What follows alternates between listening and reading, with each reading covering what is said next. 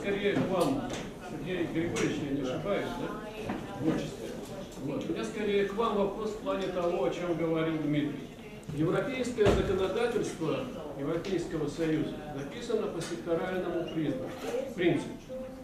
То есть мы все время, когда говорим о системе технического регулирования, мы почему-то, во-первых, мне кажется, что это не совсем сама система регулирования, даже вот в структуре нашего министерства, к которому я на своем уровне принадлежу, она не совсем отвечает самому понятию, поскольку все-таки техническое регулирование, как и любое regulations, это свод норм, правил, законов и так далее, но не система управления. Но, с другой стороны, в Европе, для того, чтобы это я в ответ на очень справедливое последнее замечание Дмитрия, о спорадичности или случайности, что ли, информации о том, что происходит с директивами в Европейском Союзе, что происходит с законодательным, на национальном законодательном уровне и так далее. В Европейском Союзе издается, не ежегодно, но достаточно часто, так называемая розовая книга Европейского Союза, которая представляет собой примерно 300 страниц перечня директив, стандартов, презумпций к этим директивам и так далее. Она построена по секторальному принципу. То есть транспорт, химия, косметика и так далее. В ответ на нее известен опыт, скажем, Словакии. Ее вступление в Европейский Союз, как очень скоропалительного, мы это знаем, по программе ФАРА, которая была поддержана Европейским Союзом. И в ответ, то есть гармонизация нашего вот этих самых regulations, законодательства и подзаконных актов в совокупности происходила таким образом. Бралась вот эта розовая книга Европейского Союза. Я последнюю редакцию видел 2008 года, может быть, она после этого и не переиздавалась. И структурно она не меняется. И в ответ на эту перечень нормативных актов, или законодательных и нормативных актов, была составлена национальная программа, которая содержала примерно 500 страниц перечисления тех же самых документов, только с национальным названием. И против каждой строчки, это убористым шрифтом 12 размера, против каждого европейского документа была проставлена фамилия и дата ответственного в государственном органе за гармонизацию этого документа. Можем ли мы рассчитывать, что что-то подобное будет делаться все-таки у нас под эгидой Министерства экономики и экономического развития? Сейчас мы действительно подошли к той черте, когда надо уже отбросить разговор о том, знаете, вот оно так потерпаємо, не можемо, що робити і так далее. Мы в департаменте получаем многие письма, защитите нас, вітчизняне виробництво, что делать? Руководство министерства, вот сейчас и министр, они, в общем, так сказать, занимают такую либеральную точку, что мы сейчас находимся в свободной конкуренции, мы должны конкурировать.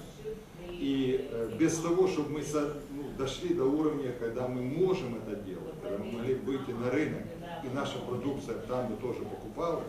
Еще одно дело выйти на рынок, другое дело наш продать ее на этом рынке, чтобы она была не только соответствовала, она еще была где-то в чем-то и лучше. Поэтому, мне кажется, без такого ли документа или в каком-то другом виде, я не представляю, как эту машину сдвинуть с места. Сейчас вот вопросам технического регулирования уделяется большое внимание. И на совещания, которые проводятся и в кабинете министров, и в министерстве. То есть это вопрос номер один. Департамент реформируется, и министерство в целом предстоит, так сказать, видимо, реформу в самом ближайшем будущем.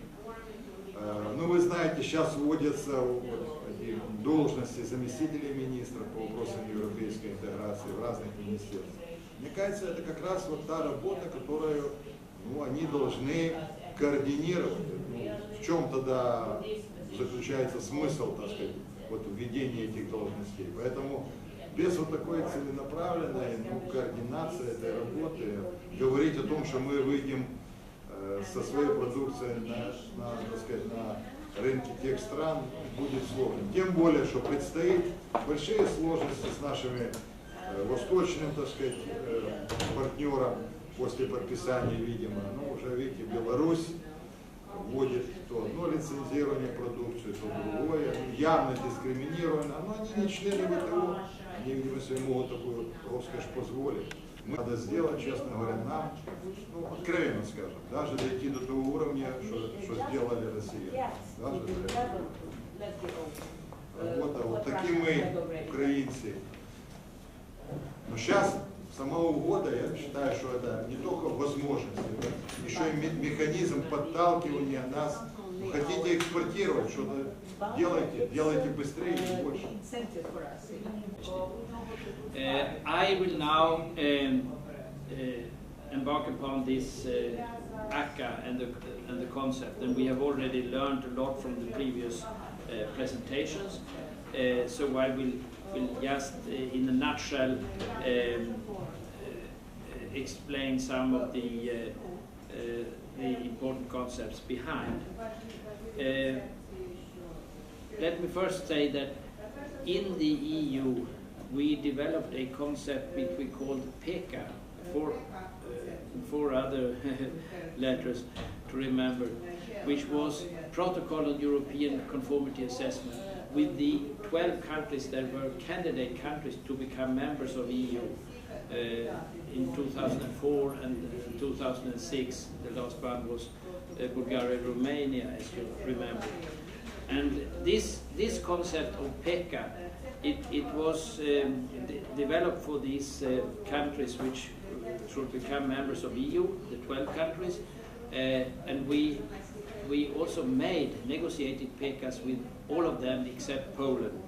And the idea behind these PECAs, which are exactly the same as for ACAs, is to have some kind of preschooling, or if I may say, early harvest, or gain some experience in what it means to be part of the EU single market in some specific sectors. The provisions to conclude ACAs is covered by your DCFTA, as was mentioned in Chapter 3, it's Article 57. The nature and role of ACA, you can say that it is a specific type of mutual recognition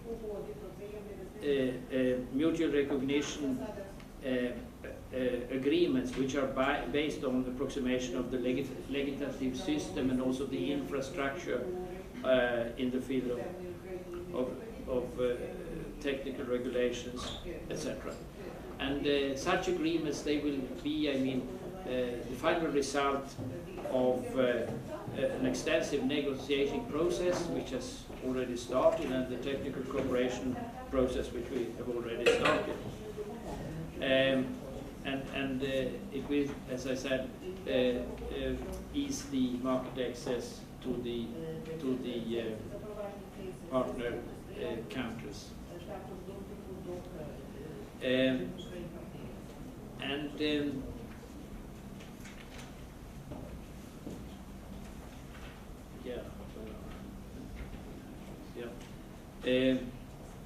It will also consolidate, so you have the EU model as one product regulation in the following the same structure in your country. And the level of protection will be the same as in the EU. Agreements of this kind is currently negotiated with some neighboring countries, primarily in the Mediterranean area, Algeria, Egypt, Israel, Jordan, etc., and Ukraine, in the industrial sectors, which are selected by those countries as priorities for making such agreements.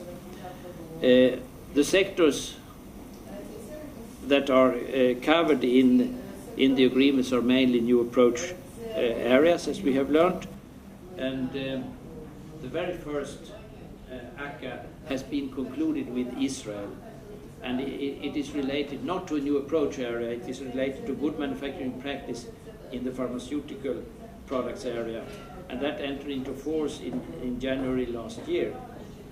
There is also preparation to add a further sector to this agreement, with Israel. On pressure equipment, it's a sector also which you have chosen to have in your ACA agreement.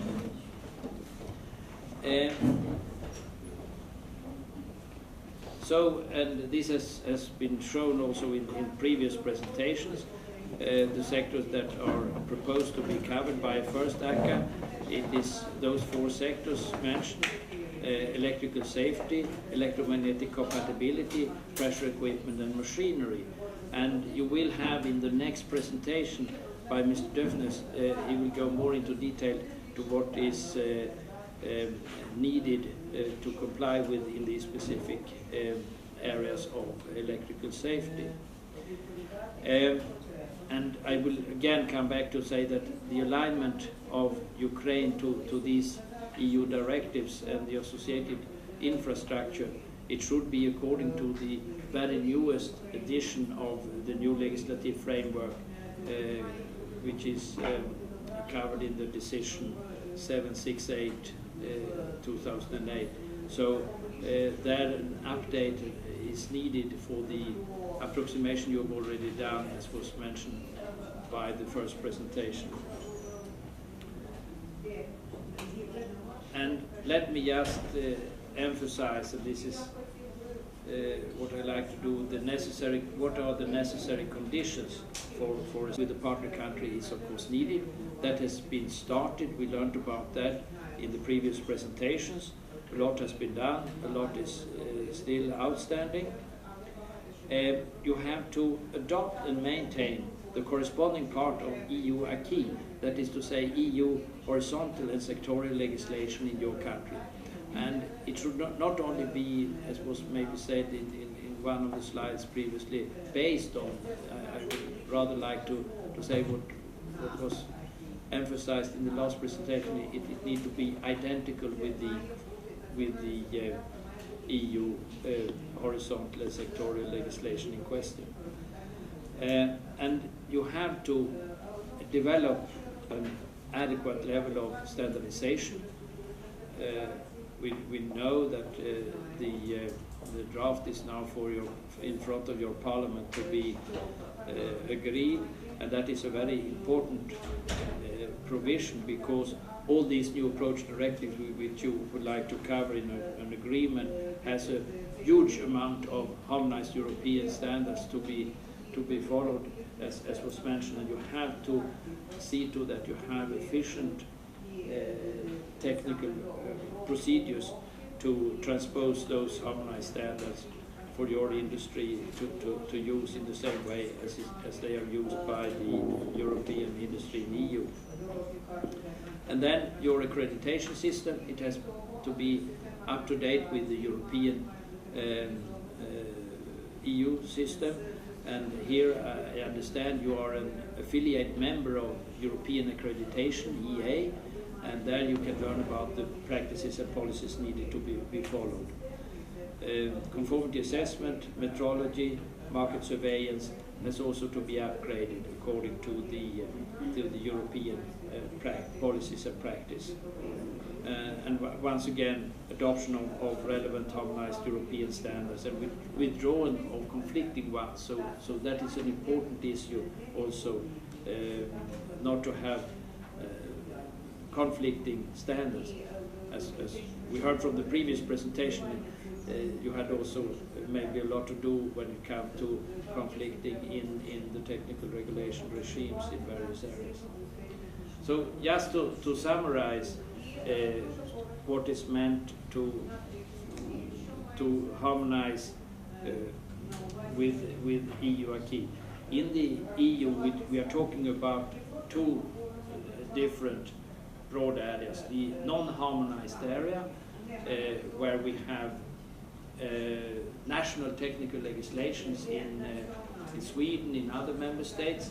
Here we have different instruments to prevent and eliminate technical barriers to trade. One of them is the notification procedure 93/48, where we exchange draft technical regulation and make room for comments by other member states. Another very important is, of course, all the decisions which are taken by the European Union Court of Justice which all these decisions are also part of the EU acquis in implementing legislation, so in accordance with European laws and principles. In the harmonized area, we have a lot of horizontal legislation that needs to be in place. I mentioned just one previously in my intervention, and that was the product liability legislation. There are also others we have heard about from previous presentations that should be the foundation needed to properly implement the harmonized sectorial legislation which you have singled out. And it is not the EU who makes the priority for the sectors to be covered by АСАА. It is Ukraine. And these four areas you have mentioned, they are prioritized by you. And the idea is that you, after gaining experience, hopefully having such an agreement in those areas, that you will continue with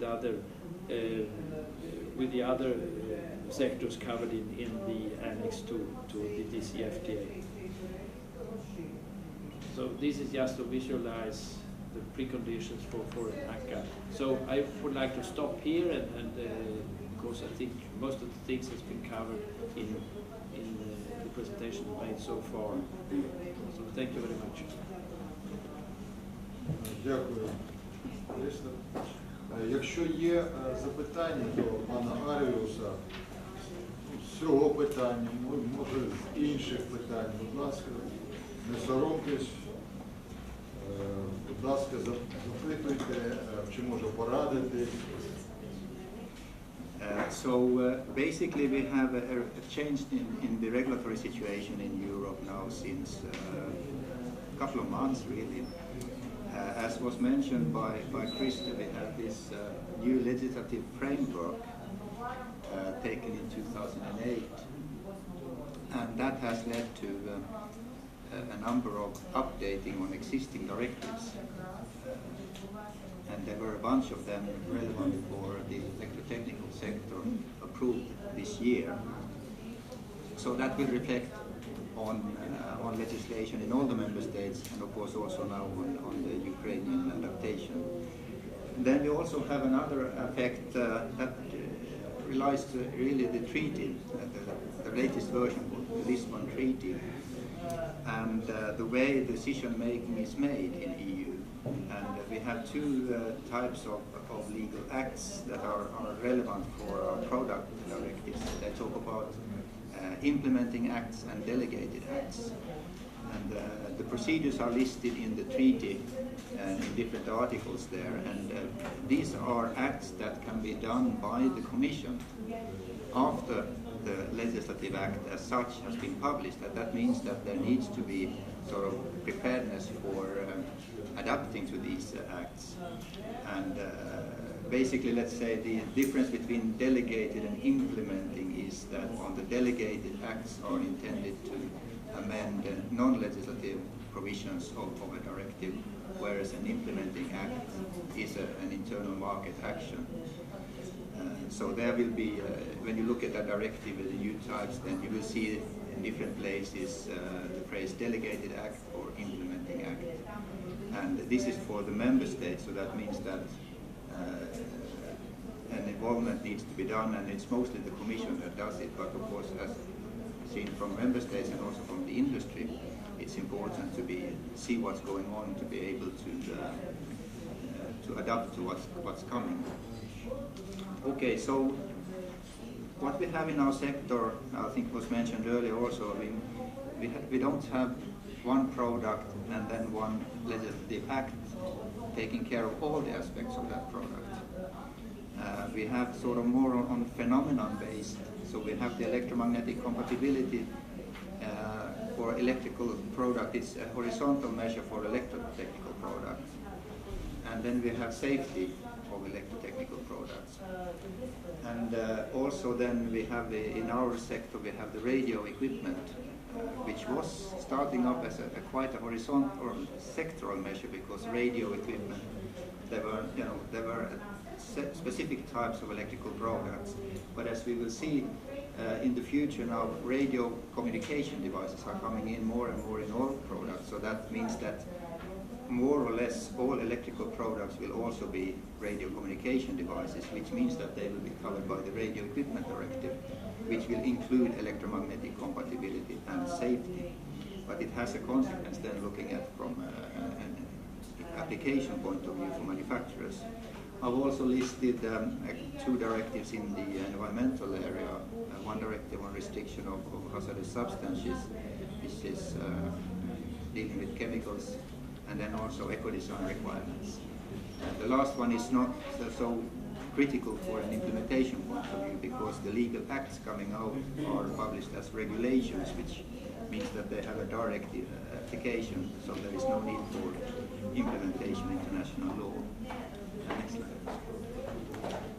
This is just lists of these directives I've been mentioning, and of course, as we've seen in the list of priorities in Ukraine, we will be focusing on the safety and the EMC, but for completeness I have listed all of these 4. So it's just a reference, and was mentioned that we have new versions of these directives with the links, so you can have them there. And currently now the member states are in the phase of just starting to implement it. And for some of them we hear that they will be planning some workshops in the end of the year on how to adapt the national legislation, so that might be of interest also for the Ukrainian delegations. So next slide please. And also here, apart from the 2 first, the electromagnetic compatibility and the safety, because they basically just changed into the new legislative framework, which meant administrative requirements only. The technical requirements are the same, or at least that's how we interpret it. The Radio Equipment Directive, it used to be called, or the current directive is called Radio and Terminal Equipment, has been revised, so it's also a technical change, which means that there is more work to be done on a national level also on implementing this. It's also being given then a little slightly more time for industry to comply, because there are some new product categories coming into the directive. And so this will, it will take, was published about the same time, so there's a 2-year transposition period. So I think in that sense, Ukraine is in a good place to start changing, because EU is also changing right now. So I think that could be beneficial to follow what's going on and see to take some best practice out of what the different member states are doing. To help, we have the next version of what is called the Blue Guide, which was a guide for interpreting the previous, let's say, the common approach elements, what was called new approach, and now it has been updated to cover the new legislative framework. It was just published, 125 pages. It's a very good document to read. It's not legally binding, but it sort of combines the best practice, common understanding among the stakeholders and legislators of how to interpret the different clauses. Now there is probably going to be a number of changes in the text there, but it's a good reading, and it definitely gives a good background to the legal system and what is mentioned with free movement of goods. Okay, so let's then move into a little bit more looking at the electromagnetic compatibility directive. I have just listed the specific clauses a little bit and sections of it, and just highlighting some salient points that are changed. Now, on the scope of products in the new directive, and as I understand you already have a version implemented in Ukraine, it's the same products, though it does allow for custom-built equipment to be excluded, which is beneficial for manufacturers when they are designing and testing their own products in the design phase. This has proven to be quite helpful. In practice, it has been this case also in EU, but now it's sort of more legally stable. We have the same essential requirements, as they are called, the policy goals about radio emissions and immunity to radio transmissions. So there is no change in that one. Now on the economic operators and their obligations, this is where the alignment is taking place, and there are a number of new requirements coming in for manufacturers, which is also very important to point out to the Ukrainian industries. And there are new requirements and increased really for importers, and also very important to think about here, and totally new types of requirements for distributors. Now this is very important because in the current directives that we've had so far, there has been no product-related obligations on distributors. But they had a number of obligations now, and in effect they will be doing sort of a mini market surveillance, which will sort of help for ensuring that compliant products circulate on the markets. But this is new, and this is important also. It was some difficulties in EU also to alert the different trading organizations that they now will face some sort of legal requirements. And I think the challenge is also in Ukraine to alert the trading. It's basically some requirements until you come to the shop, and even the one who sells it in the shop, but after that you have the normal consumer protection laws and the liability laws, as Christo was mentioning. Next slide, please. On the conformity of equipment, there is no basic change. We have the two alternative ways. There is the manufacturer's declaration of conformities without any mandatory third party. In all cases, it's already the place today. So, and then you have also the type examination of a third party, where they examine your work and assess whether or not they determine that the product complies. And then we have the declaration of conformity. Now it's worth pointing out that in the new legislative framework, the outline and the template of the declaration of conformity has some small deviations from the international standard. If I take on my manufacturer's hat, I can just say that we tried our best to make a full alignment, but we didn't succeed. We will keep trying. And then on the EMC directive, as we already have today, is that there is an alternative way to show compliance for products that are going into a fixed installation.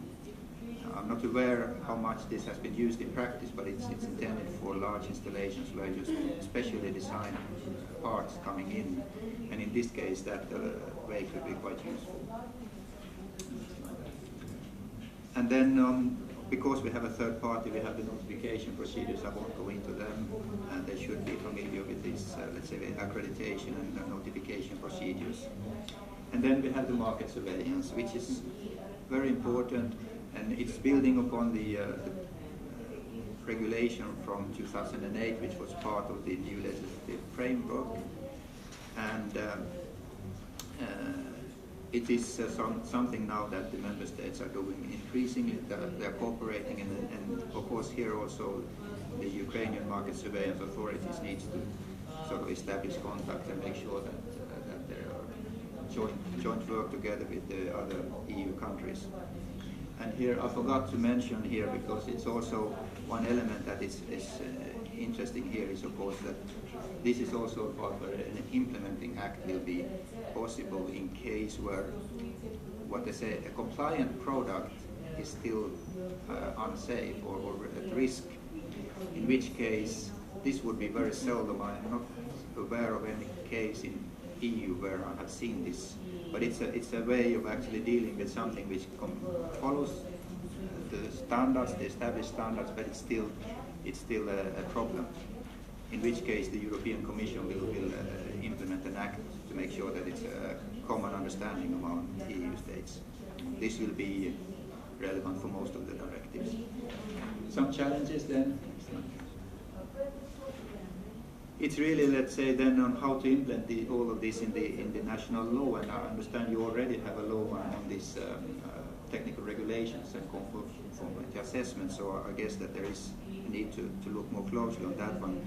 And as we see now, because there are still this is still quite new, the new principles, and there are adaptation of the thinking of how to interpret it, which means that we We have seen some small changes between the consecutive directives coming up, and we also see some discussion papers from the European Commission about increased use of electronic tools in the conformity assessment and traceability requirements, labeling and so forth, which means that it would be very advisable to have these measures, let's say, in a secondary law, so as to be prepared for adopting it as we go along. And since it's, as I said, it's still not stable, the whole interpretation of many of these administrative obligations. And then, of course, one also for the implementing acts, one challenge is, I forgot to include it here, is the effects that it has. There is not much that Ukraine can do because it's a member state. It's only the member states. The other, let's say Norway, for instance, who is in agreement with the EEA, cannot vote, but they are also facing the same thing. But they have to make sure that they implement it then in the legal system nationally. So that is a challenge. Standardization has been mentioned thoroughly, so I won't really go into much of that one. And of course, it's very key, I would say, that the industry participates in the relevant standardization bodies. And I hope that Ukrainian manufacturers and associations are involved in the relevant ETSI and Senelec are the ones for now. And it's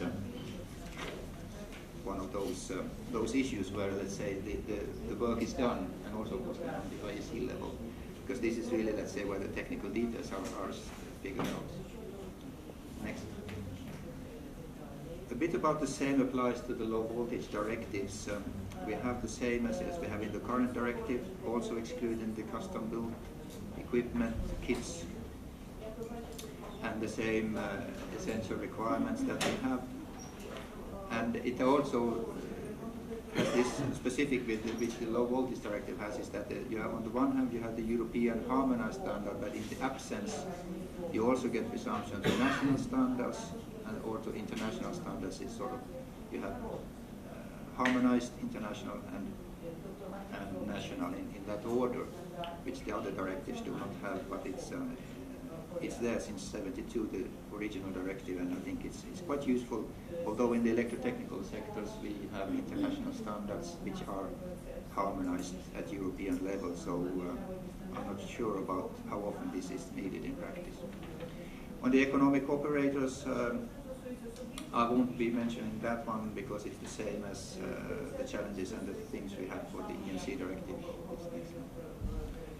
And on the conformity, we have what we call the self-declaration. This is the declaration of conformities without any mandatory third party. And indeed, in this directive, no third party is mentioned, so there is, of course, then also no notification of bodies. But we have the same, of course, with the declaration of conformity, as I mentioned, the small deviation from international standards. On market surveillance, it's exactly the same as we have in the EMC directive. We have this adaptation, and again here, market surveillance authorities need to cooperate. Next slide. The challenges. As we can see, I mean, most of these are the same as with the EMC directive, so it's how to implement it to make sure that it's, the law and the regulations at national level are able to keep up with the changes that we are seeing. For the safety of equipment, we have this question of risk management, which is a challenge by itself, because currently at the European level we see different interpretations of the term risk, which actually then can have an effect on pre-circulation of products on the market. So here also there is a need for increased and tight cooperation with the other European countries on risk management and interpretation of risks in relation to the different directives.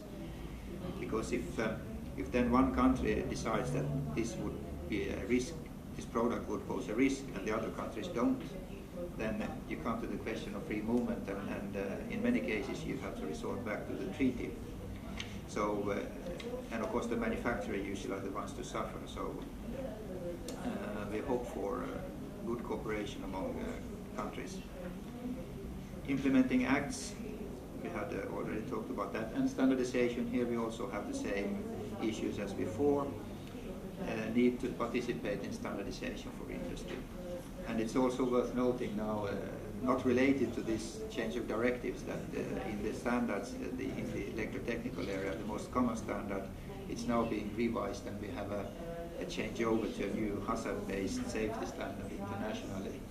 And we are expecting a fairly long transition time for industry to adapt to it, because it's quite a new way of thinking safety in relation. So we expect that in Europe and EU a long transition time allowed for it, so that they can exist in parallel. But of course, for those testing houses and bodies that are the manufacturers use, it's very important to get acquainted with this new one if they already know about it. Mindful of the time, let's continue now. I'll just have a very quick on the radio directive and the restriction of hazardous substances, so you get a complete picture of what to expect in the next phase for electrical equipment. As I mentioned, the existing radio and telecommunications terminal equipment directive has been revised, and it's now excluding terminal equipment. So all mobile phones, fixed phones, and the terminal aspects of mobile phones have been removed. And we have instead brought in broadcast receivers also, so it's they are new in this area. We have the same, most of the sensor requirements in the directive. The fixed ones are the same. So it calls up the safety and EMC objectives of those respective directives, which means that the principles are the same, although here you then would have to use the conformity assessment procedures of the radio directive.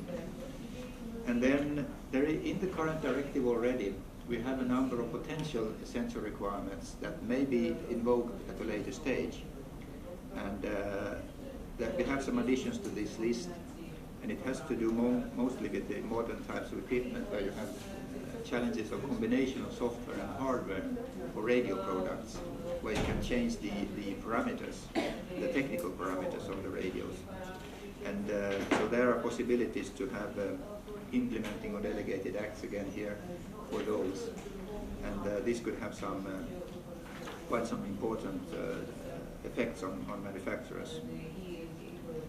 And that was something I was intending to say. Sorry, yeah, next slide. On the economic operators and their obligations, in most cases it's a full adaptation to the new legislative framework. In the current directive, there are more obligations for manufacturers than in the EMC directive or the safety directive, for instance, and most of these have been retained in the radio directive, so there are more administrative obligations for the industry in the radio equipment directive, which is important to note for the manufacturers. And next slide. Conformity of equipment, here we have deviations from the two previous directives, in that as a manufacturer you can do everything yourself if you use the harmonized standards that have been referenced in the official journal of the community, but if you don't, then there is a mandatory use of a third party for radio. And in this case, we have seen that in the radio products equipment, let's say, it's important. I think it was mentioned earlier this morning about the translation, the language translation into it, because when you have a fast-moving technology and there are coming new versions of standards out from the standardization bodies, before they are referenced in the official journal of the EU, they are not harmonized, which means that industry needs to use third party. And in some cases this can take quite a long time. And of course for the industry also, if you then would have to translate them as for Ukraine, let's say, then that would also mean that for a longer period of time you may not be aware that, let's say, if you don't understand the English versions, then you may not be able to benefit from this possibility of placing products easily on the market. So I would say that it's important for the industry also to have the translation for their understanding of the content. And of course that it's again very important to participate in the standardization. So because here it could actually have some effect on the industry. But there are also in these cases we have another element here also. You can use the full quality assurance possibility.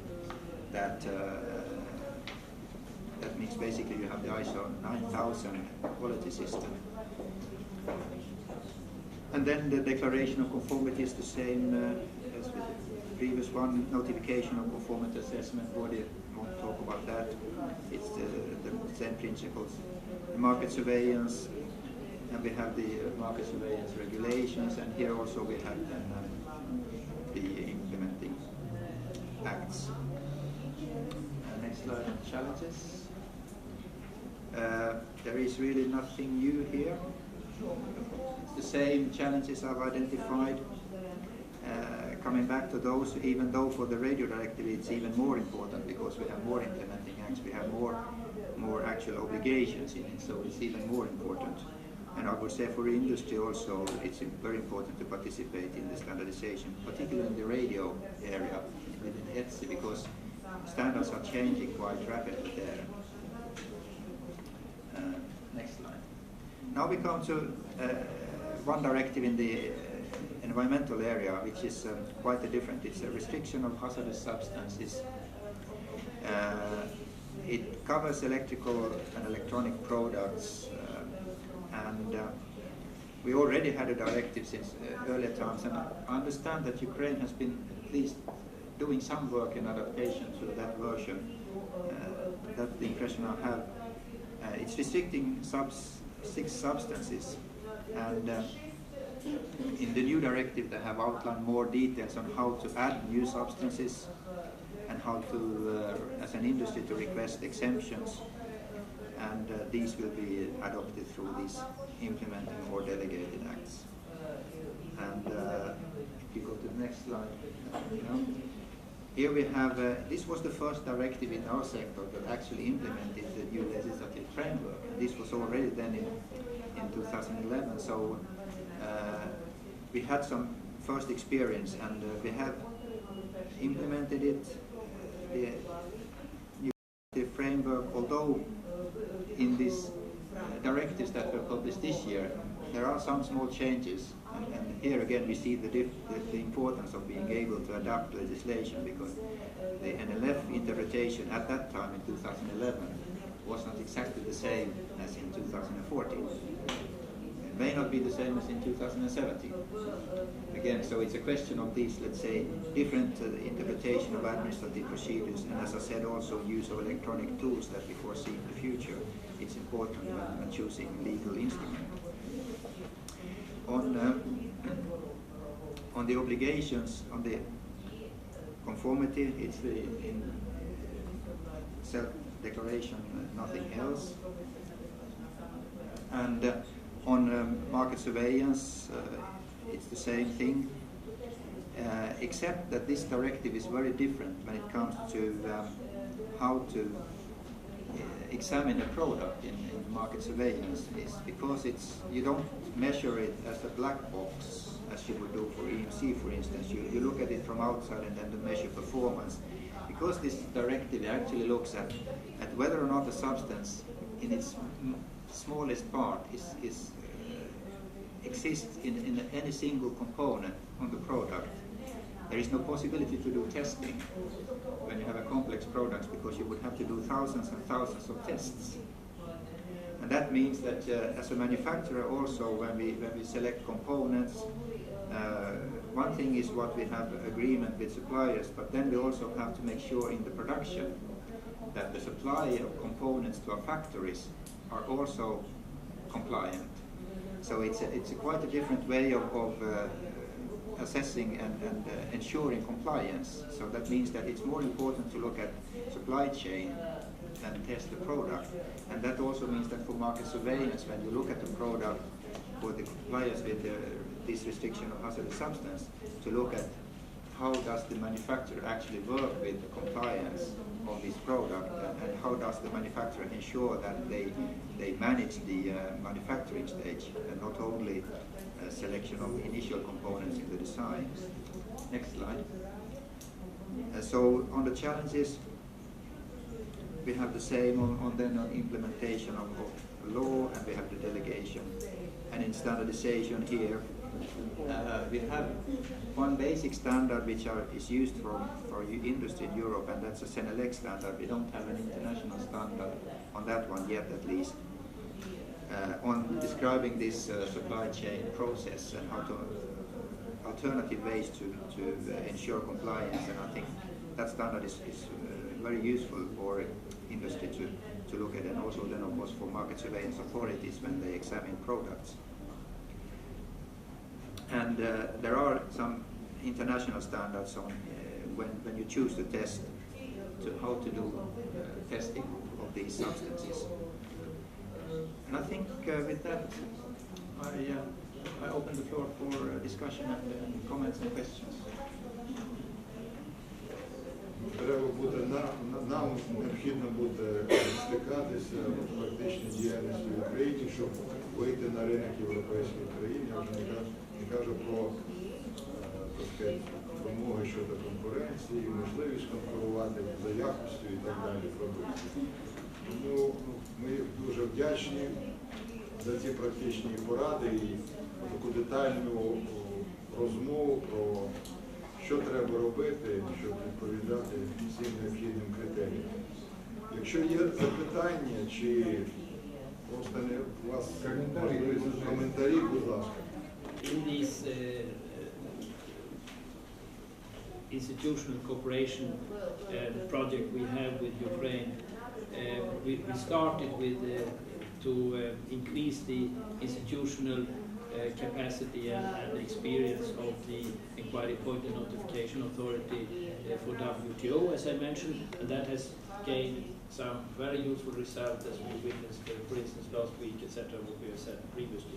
Now we embark upon the DCFTA and ACA and other things which are incorporated in that agreement. And of course, here we are working. I mean, Sweden is just one of the 28 member countries of EU. We have good experience of how we have managed to implement and transpose and apply EU acts, etc., etc. But also we are, of course, interested to continue to work very closely with the EU project, Stefani Iacomides and Strushenko and others in that project. And therefore, we are happy that we have some kind of joint venture here. But as you said, the important final consumer for this, of course, might be the economic operators, the producer, manufacturers, the suppliers. So when we set up this first action now on DCFTA and ACA, we thought that we should start from the if I may say, from the head of the fish, to make sure that at least the Ukraine regulator, the Ukraine standardization bodies, the Ukraine community assessment community, testing, certification, accreditation institutions, etc., are on board and know what to do. And in cooperation with the Institute of Economic Research. I mean, Mr. Burakovsky couldn't be with us here today, but we work close with him, and we have already taken part in some regional events. In Ukraine, we are a huge country, so these is things that has to be disseminated throughout Ukraine for the benefit of your economic operators. So I hope that one conclusion could be that at least all information materials, presentations which have been made here could be conveyed to your industry federations, industry organizations, and I know that the Institute has good networks in that regard, and hopefully it should also come down to the individual companies concerned. So this is just the first start, and as I said, we started with the head of the fish, and we are prepared to continue. Of course, it's a very relevant and pertinent issue which you raised. Thank you. Сейчас я секунду вам слово предоставлю.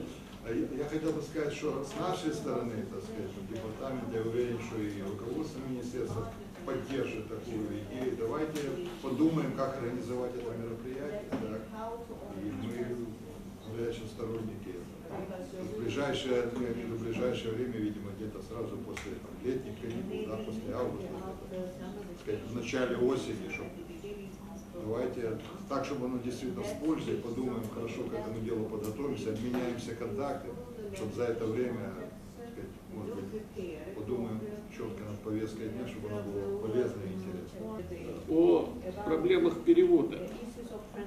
Это одна из... Я не хотел бы быть пессимистом, Боже сохрани, но весь опыт работы подсказывает, мы как-то у себя, вот в Укрметр-стандарте, это достаточно крупный испытательный центр, мы попытались подсчитать, сколько времени нам потребуется, чтобы гармонизировать стандарты серии EN, серии ISO IC, с тем, чтобы они могли служить базой презумпции внедрения директив Европейского Союза. И пришли чисто математически. Чисто математически мы пришли к выводу: никогда, к сожалению, мы не можем успеть за изменением директив и за появлением новых стандартов презумпции соответствия, если мы будем переводить на украинский язык и проводить через систему стандартизации, даже если она будет либерализована вот в контексте нового закона о стандартизации через технические комитеты с упрощением этой процедуры.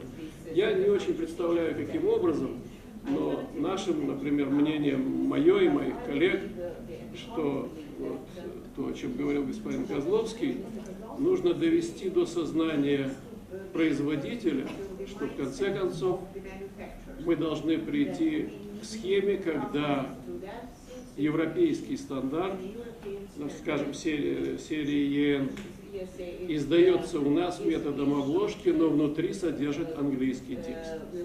Проблема перевода – это проблема проблем, и проблема гармонизации упирается, на наш взгляд, именно в это обстоятельство. Спасибо. Это только комментарий. Опять-таки в информационном поле. Я считаю, что Минэкономики предлагаю, чтобы оно назначило уже фактически существующие консультативно-методические центры, назначило официально. И это дело повесило на своем сайте, чтобы люди знали, не обращались в Минэкономики и дергали там Валю и прочих. Прямо звонили в консультационно-методический центр и задавали вопросы, касающиеся, так сказать, проведения оценки соответствия.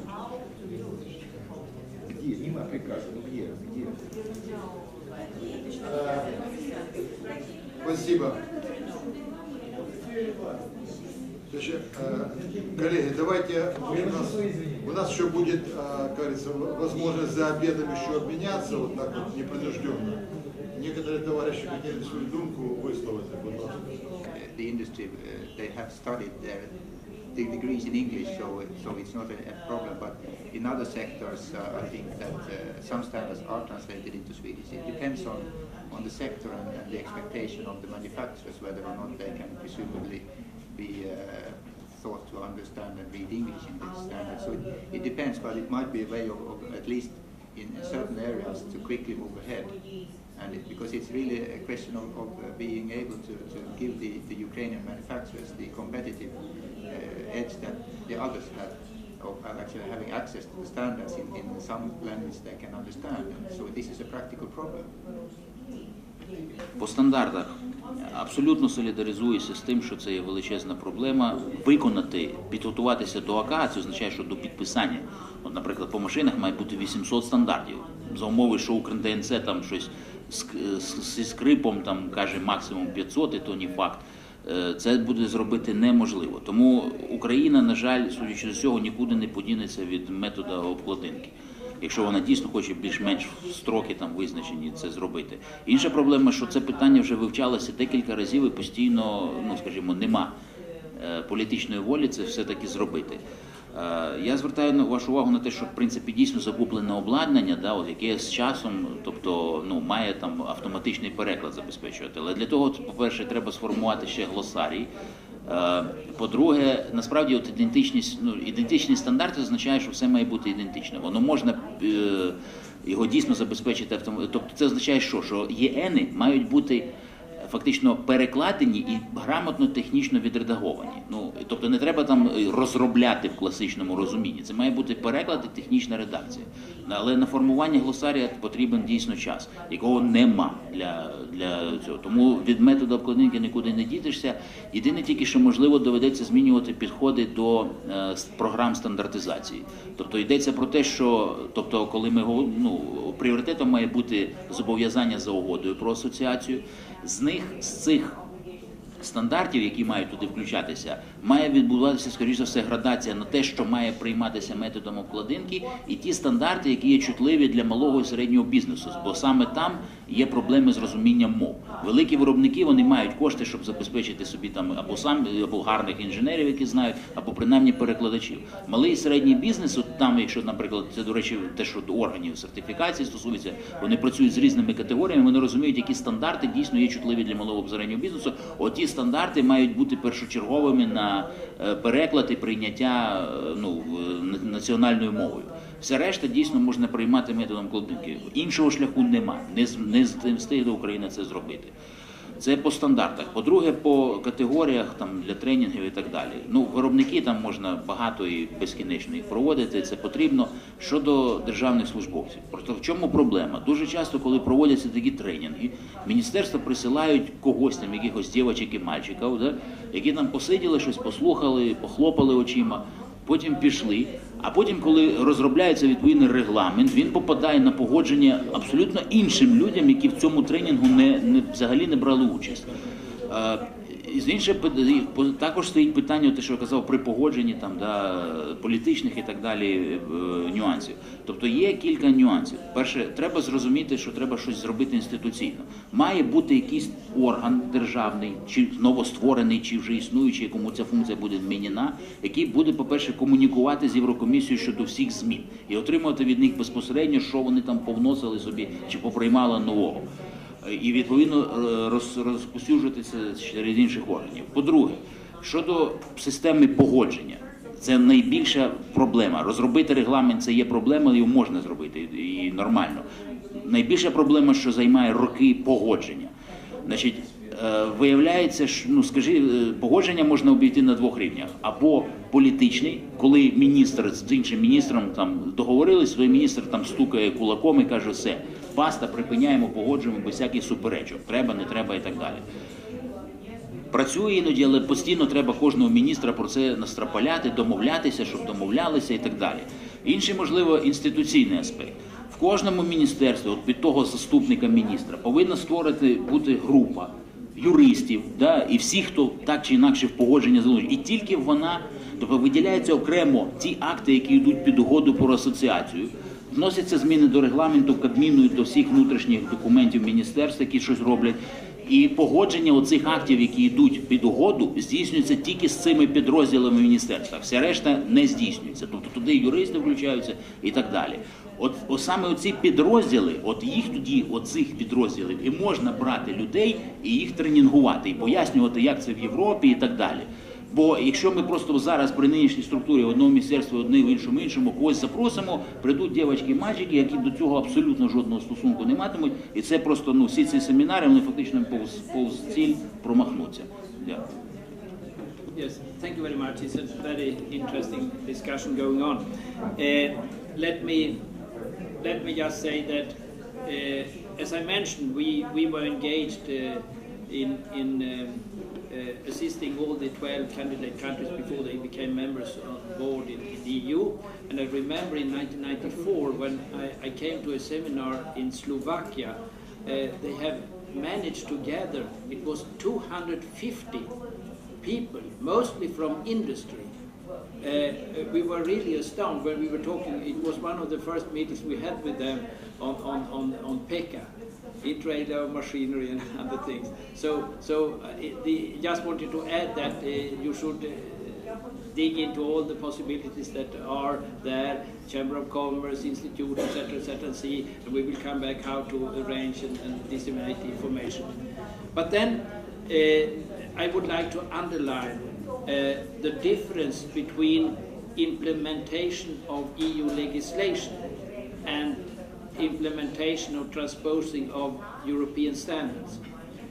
If you look into EU directives, all EU directives are framework acts. It is not enough just to translate them, because if you look into the language of the directives in the individual articles, it says that member states shall take reasonable measures to do that and that. And what we have, what is harmonized in EU, it is the content of the directive. We don't have harmonized administrative structures or legal systems within the EU. We have different systems in all the 28 countries in that regard. So, for instance, so just translating a directive is not enough for implementation. Let me take an example. The Personal Protective Equipment Directive, which is a rather broad directive also, when that could be, it is in one piece of EU legislation, it's an EU directive, it could be implemented in one country, in one piece of legislation in that country. But let's say for Sweden, I remember when we had to implement that directive, we had to implement it in various regulations under national regulatory authorities, in 6 different regulatory authority technical regulations, because of our administrative structure. So when an economic operator in your country would like to export, let's say, a piece of machinery under the machinery directive to Spain, it's not enough if you just give him the machinery directive and look upon that, because he needs to know how is this implemented in Spain. He needs to have the Spanish implementation acts, transposing acts, to be sure how to act. And I think that is in fact, the EU directives, sometimes I call them just ghost documents, because they are just papers that need to be transposed according to the administrative and legal system in the individual countries. So this is very important to know. This is why, I mean, we have a later date now made use more frequently of regulations, and regulations are directly binding. So this is another effort by EU to see to that member states do not make discrepancies when they are implementing directives. When it comes to transposing standards and harmonized European standards, you might know that the total amount of European standards is approximately 21,000. Let's say 15,500 from CEN, let's say 6,000 from CENELEC.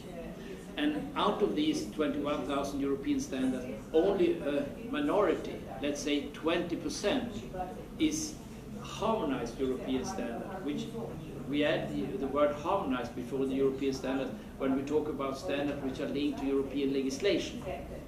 The other 80% are just European standards, not linked to European legislation. So that should also be known. And for transposing a directive, European standard, it's just a matter of translation. Here you have no room for maneuver to make changes or interpretations. So this is the huge difference between implementing EU technical legislation and implementing European standards. And please remember, even if it's a huge amount of new approach, harmonized standards which is covered under new approach, it's just a minority of all the European standards which are there for the benefit of stakeholders, economic operators, etc., etc. So I just wanted to make this distinction, and I hope. Thank you. Хто хотів би зараз ще свою думку додати до спільного обговорення? У нас ще є можливість, ми всіх вас запрошуємо на перший поверх, там, на обід. Ще маємо можливість обговорити. Дуже велике прохання до вас. Коротко написати нам оцю анкетку, заповнити, так?